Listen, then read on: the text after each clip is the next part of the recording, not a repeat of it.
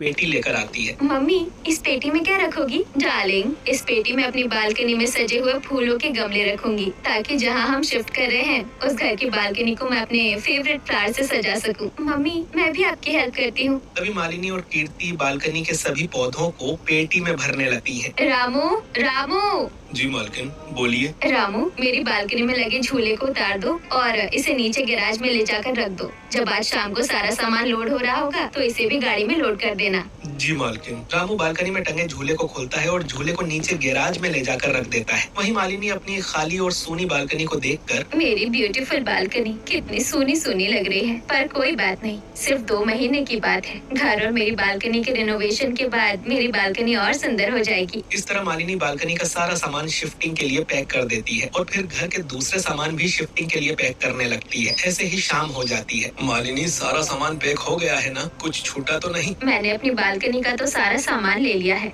और kitchen, bedroom, hall की जरूरी चीजें भी ले ली है। बाकी चीजों को ढककर साइड में रखवा दिया है। अब बस आप मजदूरों से सारा सामान गाड़ी में लोड करवा दीजिए। सुना ना मजदूर भाइयों, जल्दी जल्दी सारा सामान गाड़ी में लोड करो। ठीक है साहब। और बालकनी के पास जो पेटियां रखी हुई है उन्हें भी उठा लेना, पर बहुत ध्यान से, ओके? ठीक है। मजदूर घर का सारा सामान गाड़ी में लोड करने लगते हैं। देखते ही देखते मजदूर घर का सारा सामान गाड़ी में लोड कर देते हैं। साहब, सारा सामान गाड़ी में लोड हो गया है। ठीक है, आप लोग आराम कीजिए, अर्ली मॉर्निंग हम लोग निकलेंगे। सुबह के 4 बजे पूरी फैमिली अपनी गाड़ी में बैठकर अपने नए घर में जाने के लिए निकल जाती है और पीछे पीछे सामान की गाड़ी भी निकलती है। 2 घंटे के सफर के बाद पूरा परिवार एक मोहल्ले में पहुंचता है और उनके पीछे पीछे सामान की गाड़ी भी आ जाती है। जहाँ मोहल्ले में खड़ी औरतें, इतनी बड़ी गाड़ी में कौन आया है? पीछे से सामान की गाड़ी भी आई है, इसका मतलब नए किराएदार हैं। यही है वो मोहल्ला जहाँ हम रहने वाले हैं। आपने तो कहा था हम बालकनी वाले घर में रहेंगे, यहाँ तो किसी घर में बालकनी ही नहीं है। यहाँ देखो मालिनी, हम लोग इस बालकनी वाले घर में रहने वाले हैं। ये क्या,